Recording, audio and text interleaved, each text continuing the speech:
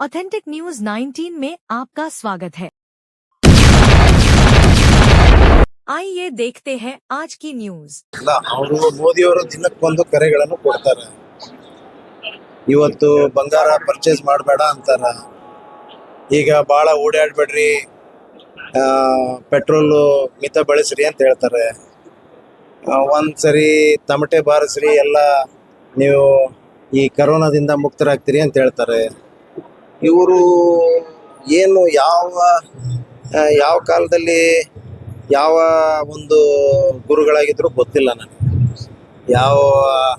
ಈಗ ಧಾರ್ಮಿಕ ಗುರುಗಳಿರ್ತಾರಲ್ಲ, ಅವ್ರಿಗಿಂತ ಒಂದು ಹೆಚ್ಚಿನ ಜ್ಞಾನ ಪಡ್ಕೊಂಡಿದ್ದಾರೆ ಕಾಣ್ತೈತೆ. ಎಲ್ಲವನ್ನು ಅಡ್ವಾನ್ಸ್ ಆಗಿ ಹೇಳ್ತಾರೆ, ಇಂಥದ್ದೇ ಆಗ್ತದೆ ಮತ್ತು ಹೇಳಿದಾರಲ್ಲ, ನಾನು ಹಂಗೆ ಬಂದಿಲ್ಲ, ನಾನು ಬೇರೆ ಥರದ ವರದಿನ ಬಂದಿದ್ದೀನಿ ಅನ್ನುವಂಥ ಮಾತನ್ನು ಕೂಡ ಪ್ರಸ್ತಾಪ ಮಾಡ್ತಾರೆ.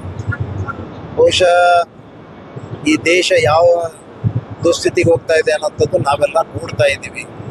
ಬಹುಶಃ ಇವತ್ತು ಎಲ್ಲರಿಗೆ ಅರ್ಥ ಆಗ್ತಾ ಇದೆ, ನಾವೆಲ್ಲೋ ತಪ್ಪು ಮಾಡಿದ್ವಿ ಈ ಪ್ರಧಾನಿಗಳನ್ನ ಆರಿಸಿ. ಬಹುಶಃ ಇದ್ದಂಥ ನಮ್ಮ ಎಲ್ಲ ಏನು ಟ್ಯಾಕ್ಸ್, ನಮ್ಮೆಲ್ಲ ಜನರ ಟ್ಯಾಕ್ಸ್ನಿಂದ ಇದ್ದಂಥ ನಮ್ಮ ಆಸ್ತಿಗಳನ್ನೆಲ್ಲ ಕೂಡ ಇವರು ಮಾಡ್ಕೊಂಡು ಹೋಗ್ತಾ ಇದ್ದಾರೆ. ಸರ್ಕಾರದ ಆಸ್ತಿಗಳನ್ನೆಲ್ಲ ಅಂಬಾನಿ ಅದಾನಿಯವರಿಗೆ ಮಾರೋದ್ರ ಮೂಲಕ ಎಲ್ಲೋ ಒಂದು ಕಡೆ ಇಡೀ ದೇಶವನ್ನೇ ಅವ್ರಿಗೆ ಒತ್ತಿಡುವಂಥ ಕೆಲಸ ಇವತ್ತು ಮಾಡ್ತಾ ಇದ್ದಾರೆ. ಬಹುಶಃ ದೇಶ ಬಹಳ ಸಂಕಷ್ಟದಲ್ಲಿದೆ. ನಾವೆಲ್ಲ ಇವತ್ತಾದರೂ ಜಾಗೃತರಾಗಬೇಕು ಜನರು. ಇವರ ಆಡಳಿತದಲ್ಲಿ ಯಾರು ಕಡುಬಡವರು ಯಾರು ಸುಖವಾಗಿ ಜೀವನ ಮಾಡಲಿಕ್ಕೆ ಸಾಧ್ಯನೇ ಇಲ್ಲ. ಇವತ್ತೆಲ್ಲ ಜಾತಿ ಧರ್ಮದ ಹೆಸರಿನಲ್ಲೇ ಇವರು ರಾಜಕೀಯ ಮಾಡ್ತಾ ಇದ್ದಾರೆ. ಜಾತಿ ಧರ್ಮ ಬಿಟ್ಟರೆ ಬೇರೆ ಏನೂ ಇಲ್ಲ ಇವ್ರಿಗೆ. ಬೇರೆ ಯಾವ ಡೆವಲಪ್ಮೆಂಟ್ ವಿಚಾರದಲ್ಲಿ ಇವರು ಮಾತಾಡುವಂಥ ನೈತಿಕತೆನೇ ಉಳಿದಿಲ್ಲ ಇವ್ರಿಗೆ. ಯಾವುದು ಹೇಳಲಿಕ್ಕೆ ಸಾಧ್ಯ ಇಲ್ಲ. ಏನೂ ಮಾಡ್ತಾ ಇಲ್ಲ. ಇವತ್ತು ಸಾಲ ನೋಡಿದ್ರೆ ಇಂಟರ್ನ್ಯಾಷನಲ್ ಮಟ್ಟದಲ್ಲಿ ಸುಮಾರು ಇವತ್ತು ಚೀಮಾರಿ ಹಾಕ್ತಾ ಇದ್ದಾರೆ ಅವರು. ಇವತ್ತು ವಿಶ್ವ ಬ್ಯಾಂಕು ಕೂಡ ಇವತ್ತು ಚೀಮಾರಿ ಆಗ್ತಾ ಇದೆ. ನಿಮಗೆ 240 ಲಕ್ಷ ಕೋಟಿ ಇವತ್ತು ಸಾಲ ಮಾಡಿಕೊಂಡು ದಿವಾಳಿ ಆಗ್ತಾ ಇದೆ. ಅತಿ ಹೆಚ್ಚು ಸಾಲ ಇವತ್ತು ಪಡಿತಾ ಇದ್ದಾರೆ. ಬಹಳ ಆರ್ಥಿಕ ಸಂಕಷ್ಟದಲ್ಲಿದ್ದೀವಿ ನಾವೆಲ್ಲ. ಅಲ್ಲ, ಅವರು ಘೋಷಣೆಗಳು ಬರೀ ಮಾತಿನಲ್ಲಿ ಎಲ್ಲ ಯೋಜನೆಗಳನ್ನು ತೋರಿಸೋದು, ಅದೇನು ಇರಂಗಿಲ್ಲ, ಎಲ್ಲ ಬೋಗಸ್ ಯೋಜನೆಗಳು. ಜನರಿಗೆ ದಿಕ್ಕು ತಪ್ಪಿಸುವಂಥ ಕೆಲಸ ಅವ್ರು ಮಾಡ್ತಾ ಇದ್ದಾರೆ. ಯಾವ ಅಭಿವೃದ್ಧಿ ಐತಿ?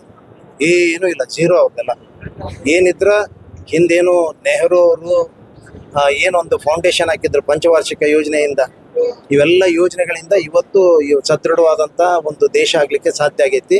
ಇವತ್ತು ಅದನ್ನು ಕೂಡ ಎಲ್ಲ ದೇಶವನ್ನು ಮಾರಾಟ ಮಾಡುವಂಥ ಒಂದು ದುಸ್ಥಿತಿಗೆ ತಂದಿಟ್ಟಿದ್ದಾರೆ. ರಾಜ್ಯ ಸರ್ಕಾರ ಬದಲಾವಣೆ ಬಗ್ಗೆ ಈಗ ಯಾವುದು ಅಂಥದ್ದು ಯಾವುದು ಬದಲಾವಣೆಗಳಿಲ್ಲ, ಯಾವುದೂ ಇಲ್ಲ. ಕಾರ್ಯಕ್ರಮ ಸಂತೋಷ್ ಲಾಡ್ ಅವರು ಬರಬೇಕಾಗಿತ್ತು. ಅವರ ಅನಾರೋಗ್ಯ ಕಾರಣದಿಂದ ಇವತ್ತು ಬೆಳಗ್ಗೆ ನಾನು ಮೆಸೇಜ್ ಕೊಟ್ಟು ಒಂದು ವಾಯ್ಸ್ ಮೇಲ್ ಕೂಡ ಕೊಟ್ಟಿದ್ದಾರೆ. ಬರೋಕ್ಕಾಗ್ತಾ ಇಲ್ಲ, ಭಾಳ ತೊಂದರೆ ಆಗಿದೆ, ಆ ನಿಟ್ಟಿನಲ್ಲಿ ನೀವು ಮುಂದುವರಿಸಿರಿ ಅನ್ನುವಂಥದ್ದು. ಆಯಿತು, ಈಗ ನಮ್ಮ ಸಭಾಪತಿಗಳು ಕೂಡ ಹೊರಟ್ಟಿಯವರು ಬರ್ತಾ ಇದ್ದಾರೆ. ಅದು ಬಂದ ಮೇಲೆ ಈ ಕಾರ್ಯಕ್ರಮವನ್ನು ಉದ್ಘಾಟನೆ ಮಾಡ್ತೇವೆ. ಬಹುದಿನಗಳ ಕನಸು ಏನಿತ್ತು ಇವತ್ತು ಅದು ನನಸಾಗಿದೆ. ಇವತ್ತು ಹಿಂದೆ BJP ಅವರಿದ್ದಾಗ ಇದಕ್ಕೆ ಬರೀ ಬೊಬ್ಬೆ ಹೊಡೆದ್ರು, ಸ್ಟ್ರೈಕ್ ಮಾಡಿದ್ರು, ₹1 ಕೊಡೋಕ್ಕಾಗಿಲ್ಲ ಅವ್ರಿಗೆ. ಇವತ್ತು ನಮ್ಮ ಸರ್ಕಾರ ಬಂದಾಗ ಇವತ್ತು ಇದನ್ನು ಉದ್ಘಾಟನೆ ಮಾಡ್ತಾ ಇದ್ದೀವಿ. Thank you.